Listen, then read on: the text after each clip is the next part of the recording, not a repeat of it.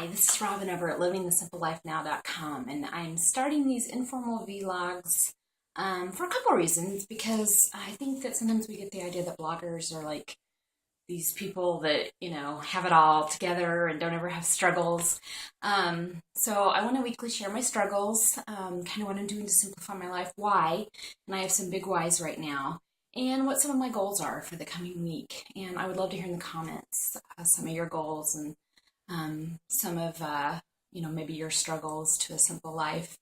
But as I said last week, my son has a very serious esophagus disorder, and I don't have it written right in front of me, so it's like eosinophil esophagitis, I believe is what it's called. We call it EE for short.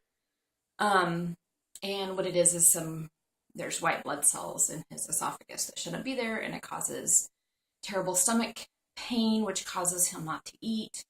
And we were told a little over a week ago that he may need a feeding tube. He's 9.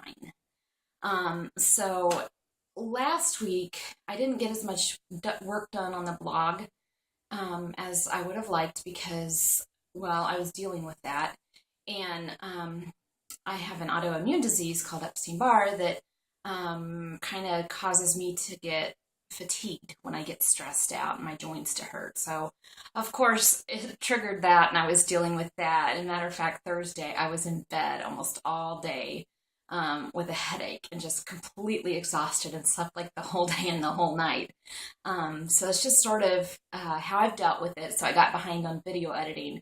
Feeling much better now. We actually got some good news. We took him to his pediatrician because we've been going to University of Michigan Children's Hospital, and I haven't even been bothering to take him to the pediatrician for the last few years because it's always allergy related. So I just end up taking him to the allergist. And this pediatrician that we saw actually has changed practices, but we followed her. And she was not happy with the idea of a feeding tube. And was not happy with the idea of a feeding tube at all, and told us, we live in the Detroit area.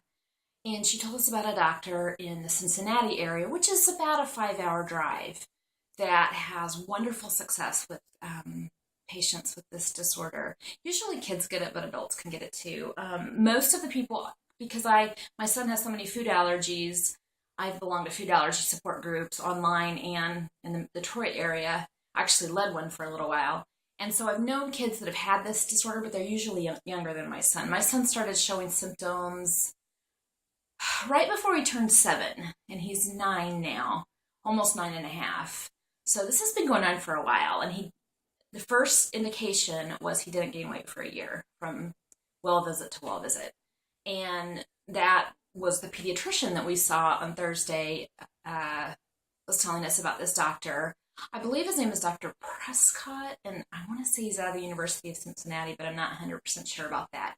But he specializes in this disorder, and I have a friend, kind of a friend of a friend, that when I've been posting about this on Facebook, said that her son, who is now 12, gained 40 pounds in almost a little less than a year and a half after seeing this doctor. And this doctor has never done a feeding tube. So this may mean that we have to make some 5-hour journeys to Cincinnati, several of them, because of the way that this doctor operates. He puts them on an extreme elimination diet and scopes them, and then adds a food and scopes them again, and then adds a food and scopes them again. So, all of this to say, it was a rough week last week, but Thursday was when we kind of got the good news. So, why do I need to simplify my life? Number one, I have the autoimmune disease, and in order for me to serve my family better and just focus on what's important, and not get stressed out, I am seeking to simplify my life, but also for my son's health. I don't want to always be stressed out about the house being messy or having too many things. And I'm in the middle of this decluttering series that I hope you're following. And it's so necessary. And I'm so glad that I'm doing it. And it is almost like a drug when you get rid of stuff. For me, where I almost get like this high that I'm like, oh, I don't have to take care of this stuff anymore. I'm giving it away. So that was last week. Still many areas that I need to simplify. Got lots of video editing to catch up on. and posting to catch up on. So there wasn't a lot of activity on the blog last week, understandably. So I also like to share not only what's going on and why I'm simplifying, but also some goals, because I think it helps keep me accountable and it makes me real. One of the goals I have is to lose a little bit of weight, and I'm not shy to share the number that I weigh now, but I've opted not to because I don't want it to be a bar that someone judges themselves against. I will say I've lost about 25 or 30 pounds because of this Epstein-Barr virus. I don't recommend losing weight because you're sick. I had gained a considerable amount of weight several years ago due to migraines and all the medications that they put me on and my inability to be mobile. So I had gained quite a bit, and this was shortly after we moved to Michigan 7 years ago. And so gradually I'd gained quite a bit, and then I've lost some from this Epstein-Barr. I'm really just looking to kind of get down to what my weight was about the time we moved here.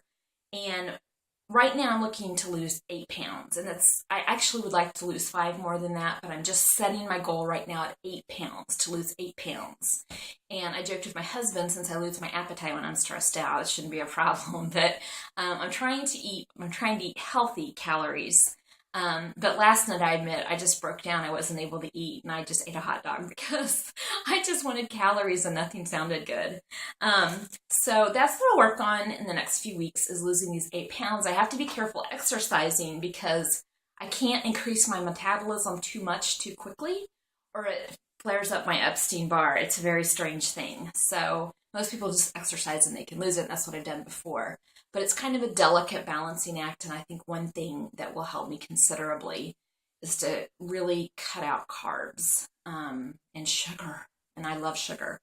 So I've been reading through. I didn't get through as many books as I wanted to. There were a couple books I wanted to read last week. I'm about 75% through the book, The Information Diet. Fascinating book, and I'll do a video review on it. It's not quite what I thought it would be, but that's okay. It's really, really good and is really inspiring me to be careful what I allow to enter my head through news and different things like that, because sometimes you're not getting the whole story. And it's very, very eye-opening. And so after that, I've got a decluttering book and then a book called The Book of Stuff. And I'm not quite sure which one I'm going to read next. The other one I talked about last week, Decluttering with Feng Shui or something like that. But I also last week bought The Book of Stuff. And if you've never seen The Story of Stuff, or I think it's called The Story of Stuff, the book is, but there on YouTube, you should look up The Story of Stuff. It is a fascinating little animated movie that's just a few minutes long that has inspired this book. And so I'm really excited to dig into it. So it may be what I move into next. And I will review that, of course. This week, I hope to get several more vlogs up and several more writings up. And hopefully I can get video shot for a lot of them. And hopefully I can get back on kind of a regular working schedule. It's been kind of hard for me today because I sent my son to school and he really, really doesn't like school this year. And the one that's sick. And I just, we only have about 6 weeks of school left, so I'm trying to, or maybe 7, I'm trying to just bide my time. I don't want to I will pull him out if I have to, and homeschool him, but I really kind of want him to finish what he started and not get the idea that you can just quit when things get hard. But if I feel like it's affecting his health, then I will pull him out. So he went to school not feeling good today, so we'll kind of see how today goes. We're just taking it day by day. So my mommy heart is kind of heavy today.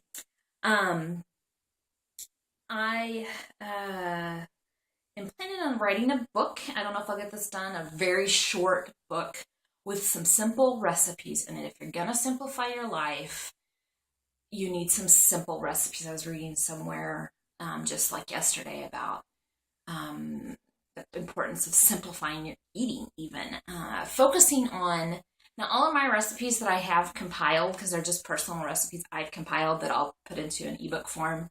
Not all of them are healthy, but sometimes they're really good to go to if you just don't have time to plan an elaborate meal or even plan the healthiest of meals. Most of them are crock pot and just kind of dump this and dump that. but I thought that a lot of readers would probably really appreciate that. So that hopefully is coming up this week. And I'm going to, in the next couple weeks, shoot a short video on the importance of simplifying your life and the first few steps that you can take. And I plan on selling both of these things pretty cheap because my goal is not to make a profit. My goal is to help you. So that's kind of what I've got going on this week. Hoping it's a little less stressful than it was last week. This is vlog number 2 in simplifying my life, and those are the goals I have set for the week, and I will see you next week. Check out my blog over at livingthesimplelifenow.com, where you can get 101 ways to simplify your life overnight free ebook. It's awesome, and it has very actionable things you can do today to simplify your life, because if you really want to enjoy your life, I think that we need to make it simpler. So I will see you next week.